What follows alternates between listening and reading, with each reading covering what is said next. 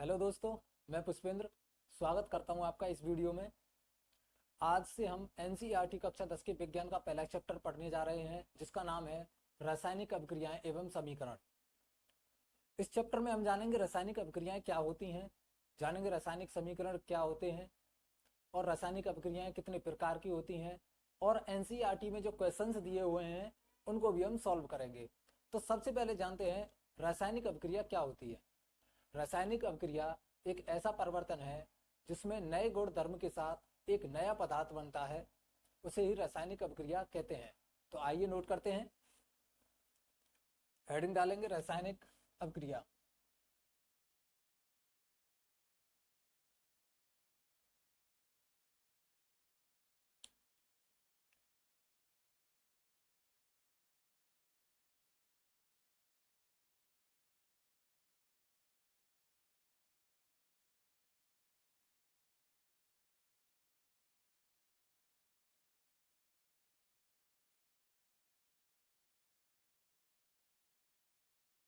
जैसा कि मैंने बताया अभी आपको, रासायनिक अभिक्रिया ऐसे परिवर्तन जिनमें नए गुण धर्म के साथ नए पदार्थ का निर्माण होता है, रासायनिक अभिक्रिया कहलाती है।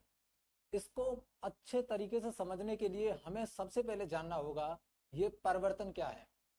बेसिकली देखा जाए तो परिवर्तन दो प्रकार के होते हैं, रासायनिक परिवर्तन और भौतिक परिवर्तन। तो आइए हम परिवर्तन के बारे में जानते हैं। परिवर्तन दो प्रकार के होते हैं, रासायनिक परिवर्तन और भौतिक परिवर्तन।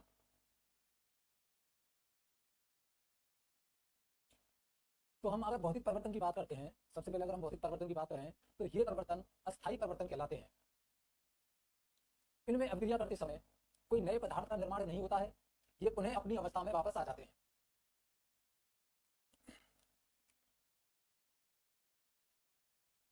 भौतिक परिवर्तन अस्थायी परिवर्तन होता है।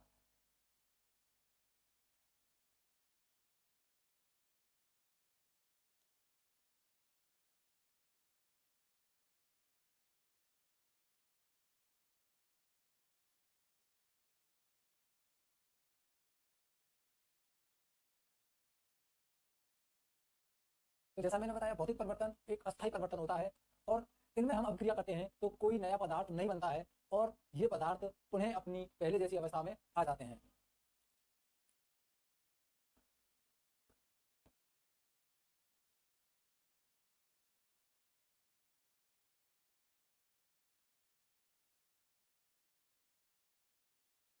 और इधर अगर हम रासायनिक समीकरण की रासायनिक परिवर्तन की बात करते हैं तो रासायनिक परिवर्तन एक स्थायी परिवर्तन होता है। अगर हम इसमें अभिक्रिया करें तो नए गुणधर्म के साथ एक नया पदार्थ बनता है और जिस पदार्थ के साथ अभिक्रिया की गई है वो पदार्थ अपनी पुनः पहली जैसी अवस्था में नहीं आ पाता है। नोट डाउन करेंगे।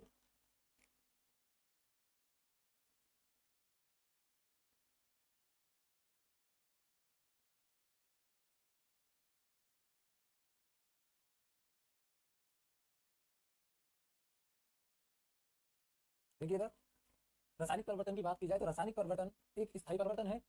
इनमें अभिक्रिया करने पर एक नए गुणधर्म वाले नए पदार्थ का निर्माण होता है और पदार्थ अपनी पहले जैसी अवस्था में नहीं आ पाता है। और इधर भौतिक परिवर्तन की बात की जाए तो भौतिक परिवर्तन एक अस्थायी परिवर्तन होता है। इनमें अभिक्रिया करने पर कोई नए पदार्थ का निर्माण नहीं होता है और जिस पदार्थ के साथ आपने अभिक्रिया की है वो पदार्थ अपनी पुनः पहले जैसी अवस्था में आ जाता है। तो आप यहाँ तक नोट कीजिए और हम इसके एग्जाम्पल देखेंगे, उदाहरण देखेंगे और अच्छे से क्लियर हो जाएगा। तो हम कुछ उदाहरण देख लेते हैं, भौतिक परिवर्तन के उदाहरण देख लेते हैं और रासायनिक परिवर्तन के उदाहरण देख लेते हैं, जिससे और अच्छी तरीके से क्लियर हो जाएगा। तो आप लिखेंगे रासायनिक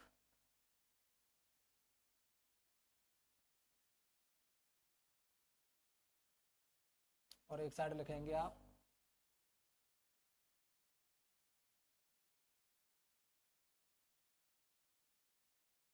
भौतिक परिवर्तन। तो इनके आप एग्जाम्पल देखेंगे। पहला एग्जाम्पल अगर हम बात करें रासायनिक परिवर्तन की,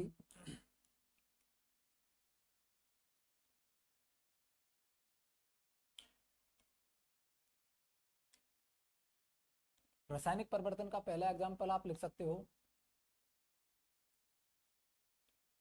दूध से दही का बनना। आप देख सकते हो दूध से दही का बनना। अब ये परिवर्तन देखो ध्यान से, दूध से दही बना है, तो दही से हम दूध नहीं बना सकते, इसलिए ये कैसा है, स्थायी परिवर्तन है। कैसा परिवर्तन है, स्थायी परिवर्तन है।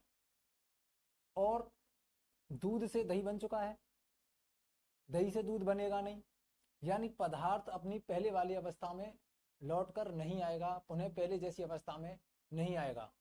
तो इससे हम पता लगा लेंगे ये कैसा परिवर्तन है, एक रासायनिक परिवर्तन है। आगे दूसरा,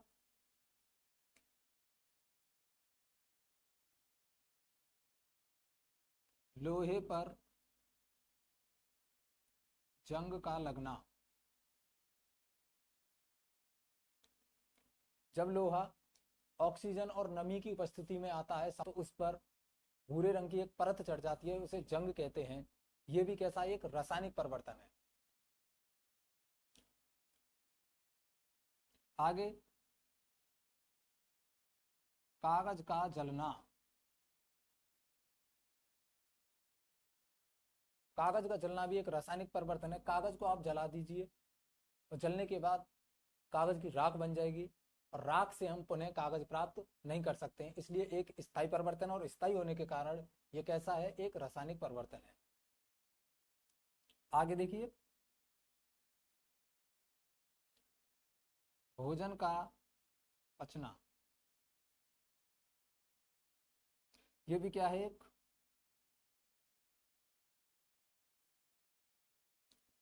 भोजन का पचना क्या है, एक रासायनिक परिवर्तन है। अब आगे देखिए, भौतिक परिवर्तन की बात करते हैं।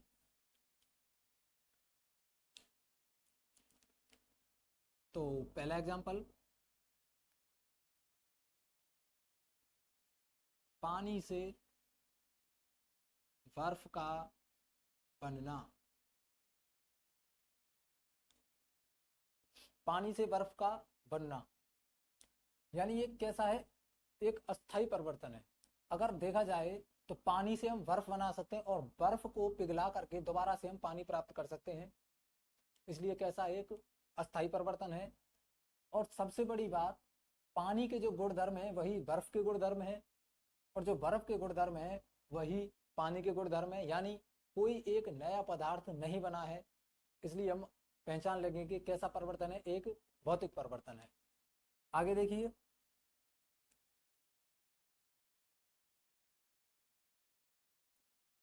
कपूर का जलना।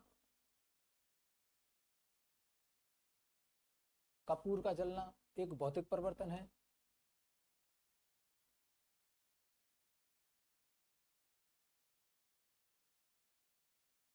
पानी से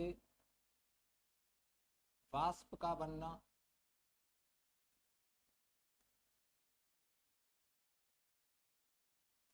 पानी से वाष्प का बनना, ये भी क्या है, एक भौतिक परिवर्तन है। और आगे देखिए, मोमबत्ती का पिघलना। ये भी क्या है, एक भौतिक परिवर्तन है। मोम को पिघला करके उससे कैसे भी शेप दी जा सकती है, ये एक भौतिक परिवर्तन कहलाता है। आगे इधर हम लिखें, ज्यादातर कंफ्यूज जो रहते हैं वो ये है, मोमबत्ती का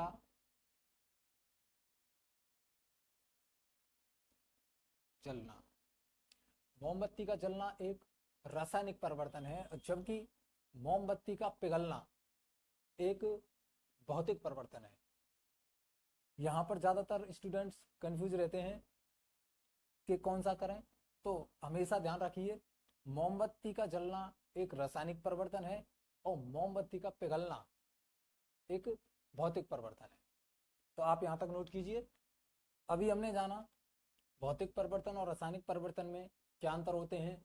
अब हम जानेंगे जो रासायनिक अभिक्रिया में भाग लेते हैं, जो रासायनिक अभिक्रिया, वो पदार्थ जो रासायनिक अभिक्रिया करवाते हैं या उनमें रासायनिक अभिक्रिया होती है उनको क्या कहते हैं, और रासायनिक अभिक्रिया के बाद जो पदार्थ बनता है उसको क्या कहते हैं। तो आइए देखते हैं, लिखेंगे जो रासायनिक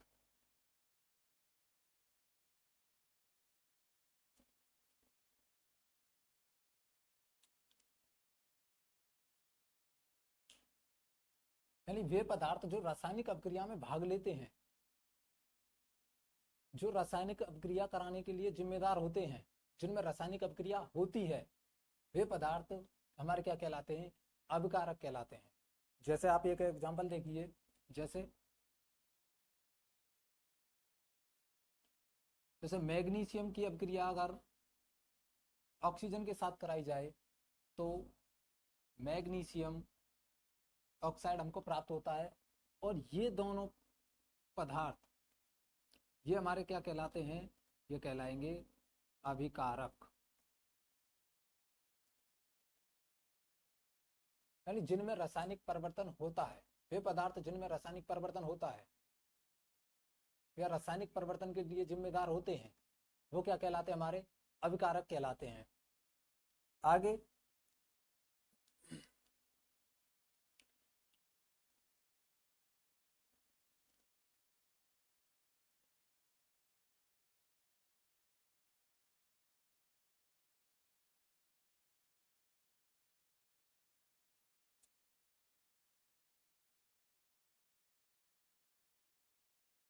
आगे देखो, वे पदार्थ जो रासायनिक अभिक्रिया के फलस्वरूप बनते हैं उत्पाद कहलाते हैं।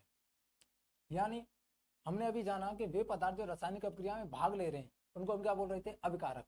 जैसे यहाँ मैग्नीशियम और ऑक्सीजन ने दोनों में हमने अभिक्रिया कराई, तो ये क्या हो गए, हमारे अभिकारक, और इनके परिणाम स्वरूप, इनकी अभिक्रिया के परिणाम स्वरूप, फल स्वरूप जो हमें मिला वो मैग्नीशियम ऑक्साइड मिला। तो ये मैग्नीशियम ऑक्साइड हमारा क्या कहलाएगा, उत्पाद यानी प्रोडक्ट कहलाएगा।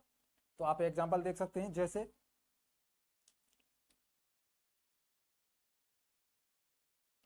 कार्बन की अभिक्रिया अगर ऑक्सीजन के साथ कराई जाए तो कार्बन डाइऑक्साइड गैस हमको प्राप्त हो जाती है।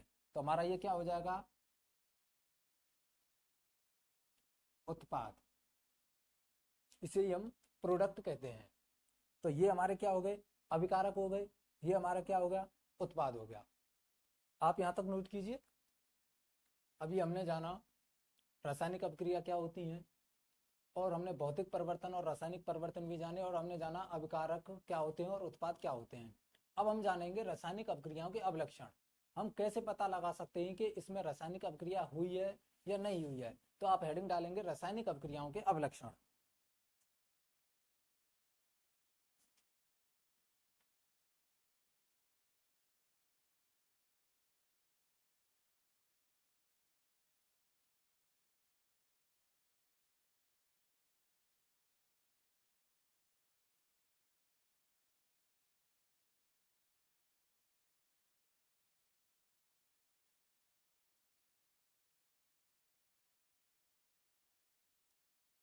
तो हम जानेंगे रासायनिक अभिक्रियाओं के लक्षण, यानी हम कैसे पहचान सकते हैं कि इसमें रासायनिक अभिक्रिया हुई है या नहीं है। तो आप नोट डाउन करेंगे, इसमें 4 या 5 अवलक्षण मुख्यतः ऐसे हैं जिनसे हम पहचान सकते हैं कि इसमें रासायनिक अभिक्रिया हुई है या नहीं हुई है। तापमान में परिवर्तन, रंग में परिवर्तन, गंध में परिवर्तन और अवस्था में परिवर्तन। तापमान में परिवर्तन, रंग में परिवर्तन, गंध में परिवर्तन और अवस्था में परिवर्तन, ये मुख्यतः ऐसी 4 अवस्थाएं हैं जिनके आधार पर हम पहचान सकते हैं कि रासायनिक अभिक्रिया हुई है या नहीं है। आप नोट डाउन करेंगे।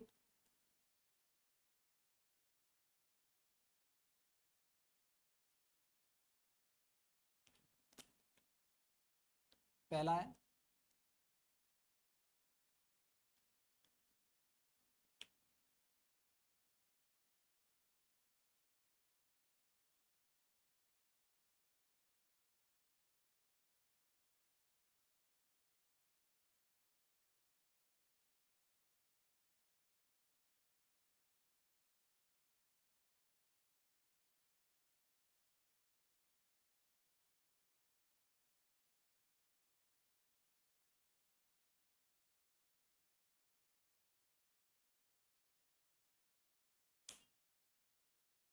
तो ये कुछ अभिलक्षण हैं जिनके आधार पर हम पहचान सकते हैं रासायनिक अभिक्रिया हुई है या नहीं हुई है। तो सबसे पहले देखिए तापमान में परिवर्तन। तापमान में परिवर्तन के आधार पर हम पहचान सकते हैं रासायनिक अभिक्रिया हुई है कि नहीं हुई है। तो इसका एक एग्जाम्पल है, आप चूने में पानी डालिए और जैसे ही आप चूने में पानी डालेंगे तो चूने में जैसे ही पानी डालेंगे तो वहां से बहुत सारी ऊर्जा निर्मुक्त होती है, यानी इतनी ज्यादा ऊष्मा निर्मुक्त होती है और हमें बुझा हुआ चूना प्राप्त हो जाता है। तो हम पता लगा सकते हैं कि तापमान में जैसे ही हम चूने में ठंडा पानी डालते हैं, चूने का तापमान बढ़ जाता है और उसके बाद हमें बुझा हुआ चूना प्राप्त हो जाता है। रंग में परिवर्तन, इसका एक उदाहरण है लोहे पर जंग का लगना। जब लोहा होता है तो लोहा काले रंग का होता है और जैसी लोहा ऑक्सीजन और नमी की उपस्थिति में आ जाता है तो उस पर एक भूरे रंग की परत चढ़ जाती है जिसे हम जंग कहते हैं। तो हम इस आधार पर भी पता लगा सकते हैं कि रंग में परिवर्तन इसमें अभिक्रिया हुई है नहीं हुई है। गंध में परिवर्तन, आप प्याज के कटे हुए टुकड़ों को सिरका में डाल दीजिए, सिरके में जैसे ही डालेंगे तो प्याज से जो गंध आती है वो आना बंद हो जाएगी। तो इस आधार पर भी हम पता लगा सकते हैं कि रासायनिक अभिक्रिया हुई है। आगे देखिए गैस का उत्सर्जन। गैस के उत्सर्जन का एग्जाम्पल है, आप जिंक की अभिक्रिया तनु सल्फ्यूरिक एसिड के साथ करा दीजिए तो आपको हाइड्रोजन गैस प्राप्त हो जाएगी। आगे देखिए अवस्था में परिवर्तन। अवस्था में परिवर्तन जैसे आपने दूध से दही बनाया तो दूध कैसा था, लिक्विड अवस्था में था, द्रव अवस्था में था। दही कैसा हो जाता है, सॉलिड ठोस अवस्था में दही बन जाता है। तो हम इन आधार पर पता लगा सकते हैं कि रासायनिक अभिक्रिया हुई है या नहीं हुई है। आप यहाँ तक नोट कीजिए।